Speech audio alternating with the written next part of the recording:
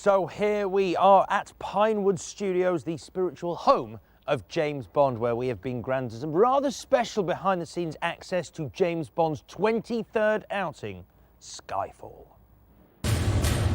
Bond is back, and he's back with a bang.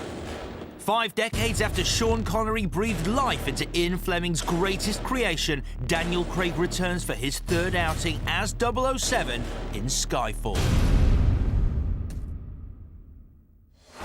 So it is our very first day here on the set of Skyfall, and understandably, security is tight. It's almost as if MI6 are running the show. But good news, I actually did an online course through the Open University on how to be a spy. So I've managed to get us behind the scenes after all. Take a look. I want to meet your employer. Be careful what you wish for. Mr. Bond. James Bond. Over the next half hour, I'll be in 00 heaven as I step behind the camera and onto the set of James Bond's latest and greatest adventure, including talking to the new ladies in 007's life to find out what they find most attractive about the movie. I'll give you 3 guesses. When he's naked, it's amazing. Plus, I'll do my best to out-Bond Bond. Spoiler alert, it doesn't work. We're here. We're at Pinewood today. Your voice has got very low. What's this? I know. A serious I was question. trying to be, it was an assertive question. I was trying to be assertive. You are here now at Pinewood. Very serious. And the action starts right here. With so many familiar faces returning for this outing of Bond, it feels a little bit like a group of old friends getting together here at Pinewood. However, Javier Bardem is the new kid at the school of Skyfall. Yet it's hard to imagine anyone stealing his lunch money. Over the past 50 years, Bond's adversaries have come in all shapes and sizes. They've been big, mean, silent, and very, very deadly. Javier Bardem has already created one of the most iconic villains of the decade and taken home an Oscar for his trouble.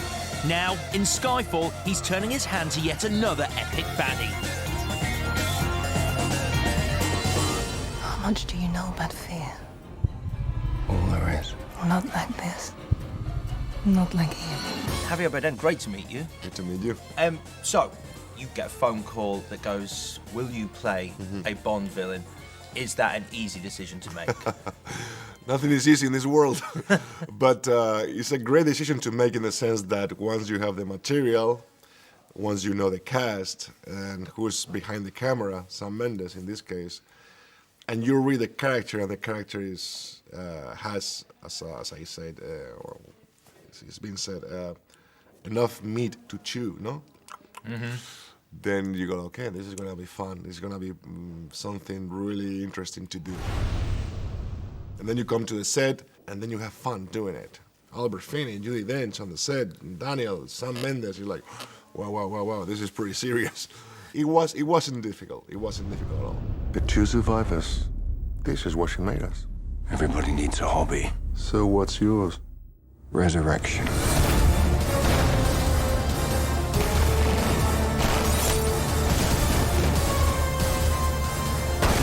Bond villains have such a rich legacy. Are you conscious of that? Are you aware of the kind of shoes you're stepping into when taking this role? Not really. Now you're putting me nervous here.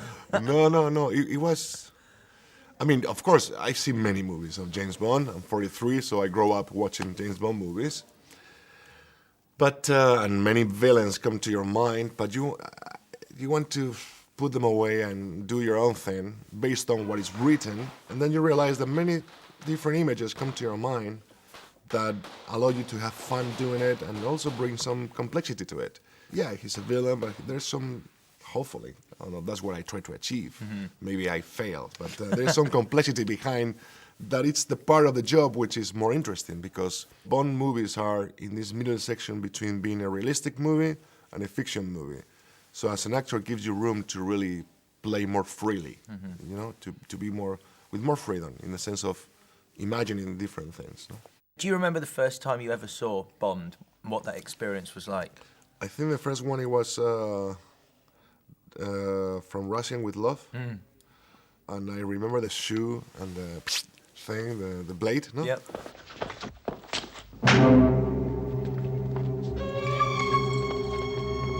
I felt it was totally insane. It's like, what is all this about? That's very weird, but it's good weird. I guess that was the first one I saw on screen. Yeah. Now, obviously, I don't want you to give too much away, but I can't. I know, This right? is 007 set. Yeah, It's right. top secret, man. You've already created one of cinema's most iconic villains in No Country for Old Men, Anton Chigurh, I call him. Would that be right? Is that... Well, it took me 3 months to know how to pronounce his name. Yeah. You've already created him, and you know, there's so much variety in terms of Bond villains. Where would you say Silver fits into that tapestry? I think it's there is some fun in the way he presents himself, but also there is some depth there that makes the whole thing more gravitas, more. I don't know. I don't know how to explain it to you without telling anything that I cannot say. Without someone running over and shutting down this interview. Exactly. Yeah, no, I understand. Let me instead ask you this then.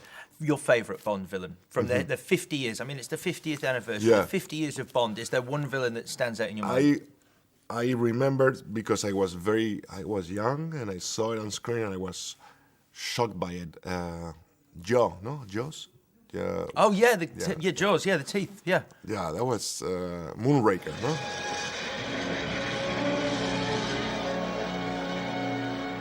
I was amazed by that actor and the teeth, and I remember I was with my father, and I had such a great time watching Moonraker.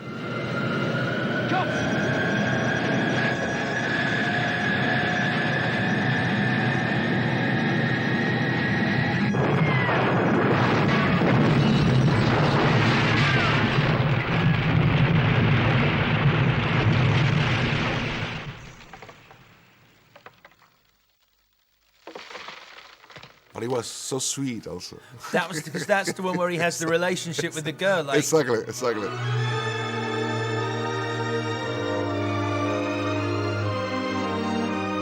for me, Bond is famous for its huge sets. I mean, these vast sets. Do you have a favourite Bond set? There are many amazing sets in this one. And in this one, I have the chance to step on it for real and go like, oh, wow. It's very spectacular once you belong to one of those sets and you interact with it. And then there's a moment where you lose it and you think it's real. And you're in this place and you go, wow, this is movie magic. I mean, to make a James Bond movie, it has to do a lot with movie magic. Like, everything is magical, no? It really is exciting. It's fun. That's the fun part. That's why you do also a James Bond movie, to have fun doing it, no? I am so excited about when I've seen the movie and I've seen you on screen and we can talk about these sets and the character without being slightly in code. Exactly. But Exactly. Listen, it's been a pleasure talking to you, Javier. Thank you very much. Thank you. That's it for the first part of Skyfall On Set, but join me after the break when I'll be at home with Daniel Craig and playing away with the girls from Skyfall on location in Turkey. High five. High five. Boom. Love it.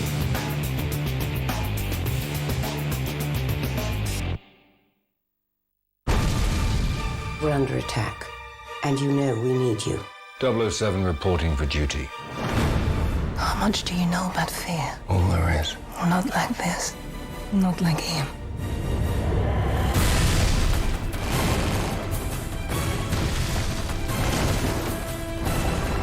Some men are coming to kill us. We're gonna kill them first.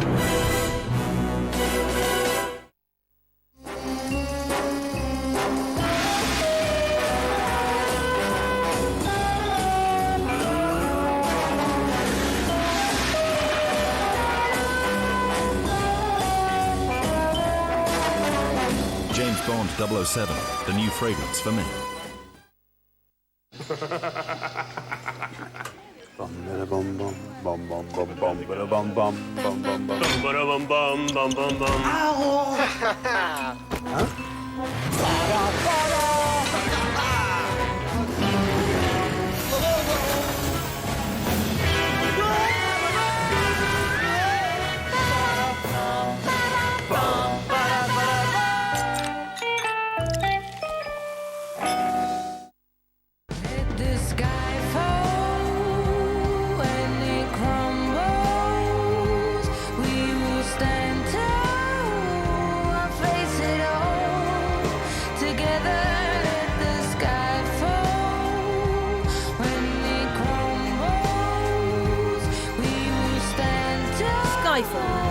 stunning new single from Adele. Download now.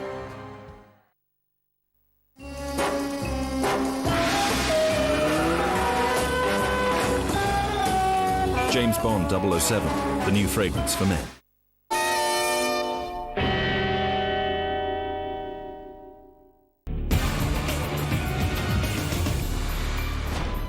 Welcome back to Skyfall On Set.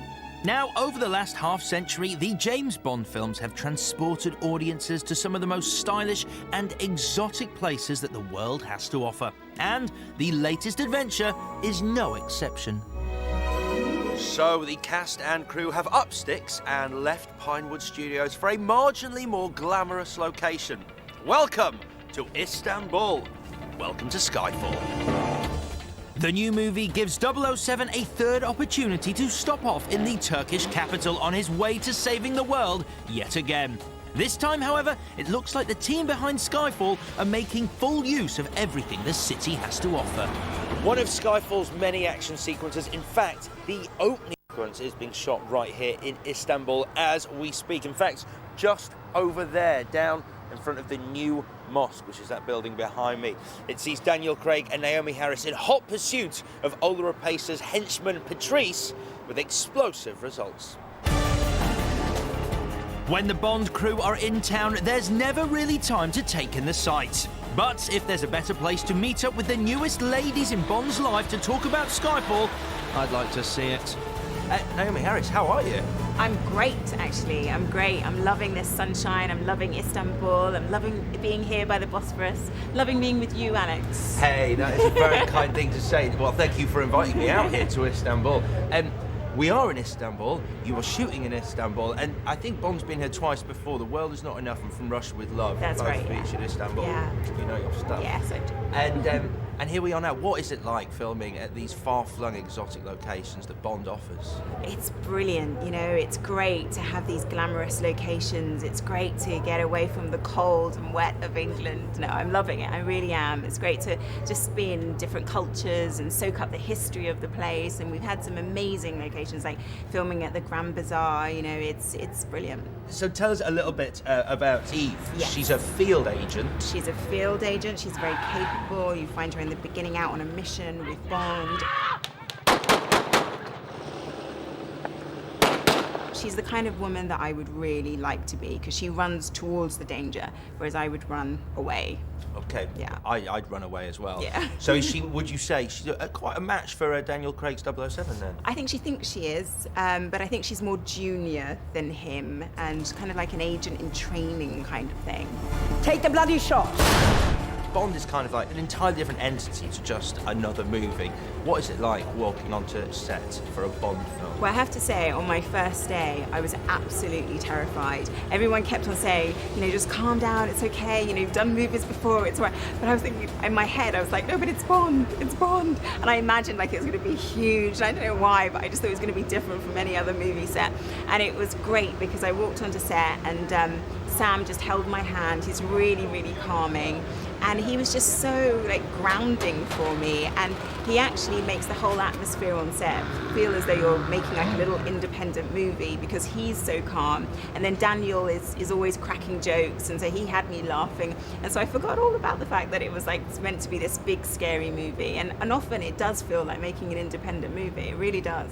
I imagine a Sam Mendes handhold is quite a calming effect. He looks very calming, yeah, very. I've got a wonderful image of you two holding hands and Daniel Craig doing a stand-up set.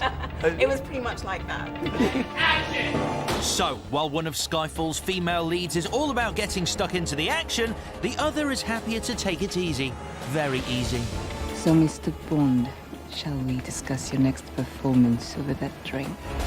Berenice Marlowe, how are you? I'm great, thank you. Fantastic. So, in terms of the glamour, because being a Bond girl is certainly a glamorous thing, but the day-to-day work of what you do, is that still glamorous when you're there and shooting? Is there a lot of glamour, or is it much more? Yeah, of course. For me, the glamour, it comes in a second way, because with the clothes, with the makeup, with the hair, so everything contribute to the glamorous side. How would you know that? Well, it takes a certain kind of woman to wear a backless dress with a Beretta 70 strapped to her thigh. And then I think you have to forget about that and play and with what you have built for your character. And this character we're talking about, Severine. Yeah. What would you say? Is she like... Because Bond girls seem to be sometimes action-packed Bond girls and sometimes slightly more seductive. What's her relationship with Daniel Craig's James Bond? Is she action or seduction? Well, I don't have that many action. And this is great because I would love to fight. I find it very, very funny. It's like a choreography and like kids when you have to play. But this side interaction with another human being and, it's just moment by moment, it's more interesting for me, and this is what I have to do more. Yeah. That sound was my heart going, wow, wow. So, that's two very different actresses with two very different approaches playing two very different characters in Skyfall. But, as I found out, there's at least one thing they can both agree on. Okay, one final question. What is your favourite Bond film ever? Not including this one, you can't have Skyfall. Oh no, yeah, really? Sorry, that's the rule. Wow. No, it'd be Casino Royale is my favourite one. Yeah, I absolutely love that. I'm the money. Every penny of it. Casino Royale, I really loved it. And there is one scene when he's naked. It's amazing. You noticed.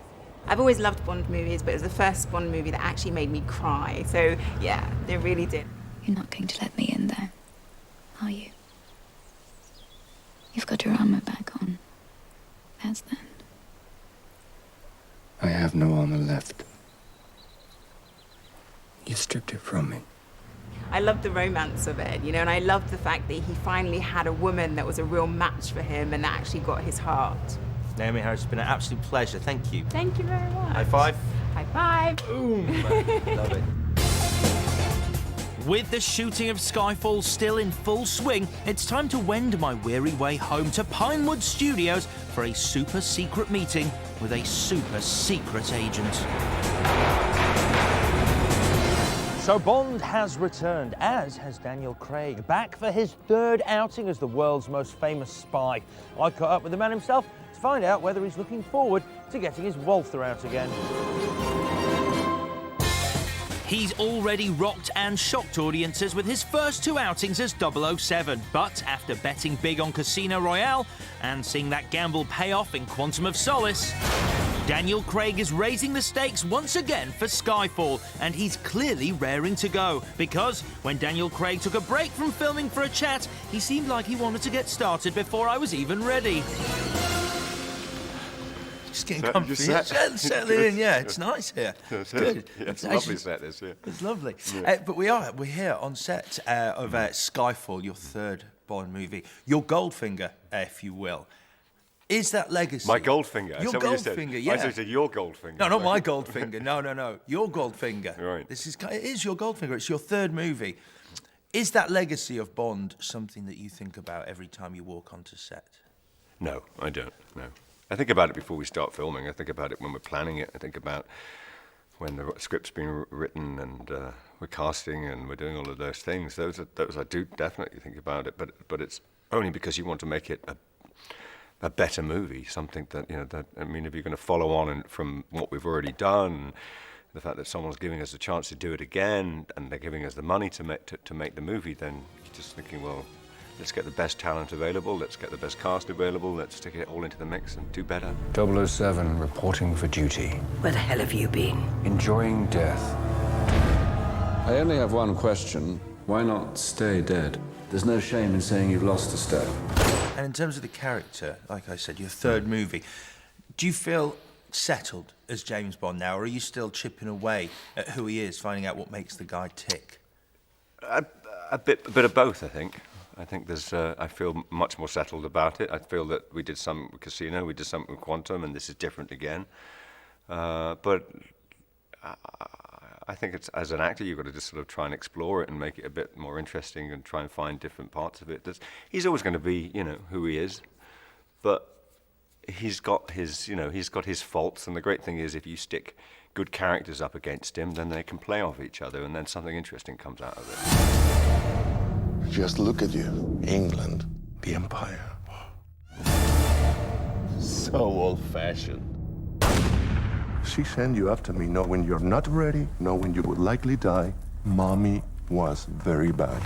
Action. First and foremost, with Sam and my conversations with him at the beginning was to sort of, you know, we've got a very strong character, let's stick strong characters in front of him. Because obviously you worked with Sam before on Road to Perdition. Is it great having his vision of Bond taking shape around you? It is, yeah, it is. It's very reassuring, makes me relax on set, which is a nice thing to do. I worry about less when I'm working with Sam. Excuse me. 007.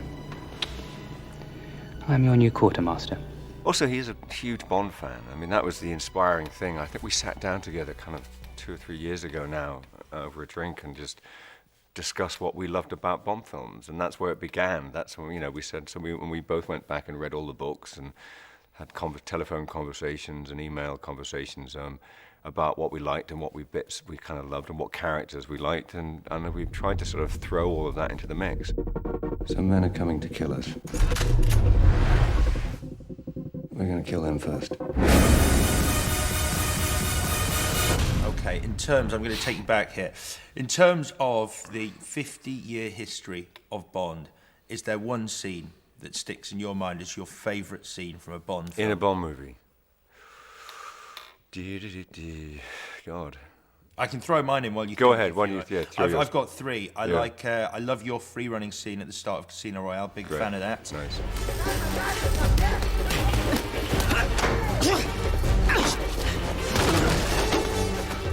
Love the start of The Spy Who Loved Me, where Roger Moore goes off the cliff with the Union Jack parachute. Yes.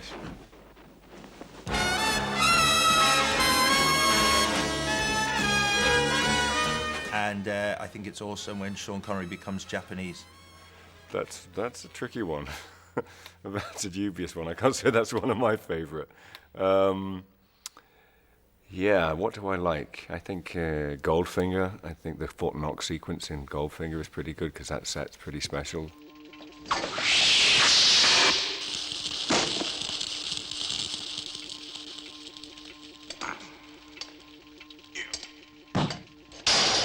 What else? I think the train fight in From Russia with Love is pretty good as well.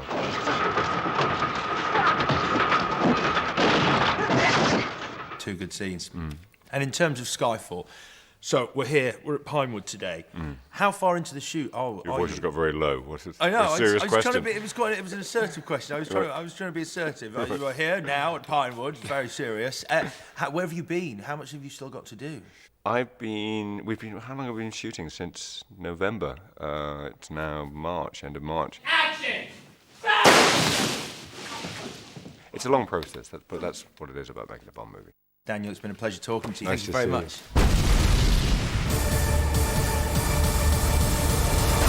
So it's clear that Pinewood has a very special place in the hearts of all those who work on James Bond. And as Skyfall continues to shoot right now behind me on the 007 stage, I'm sure a few more stories are being added to the history of these famous studios. Bye-bye. Skyfall. Done.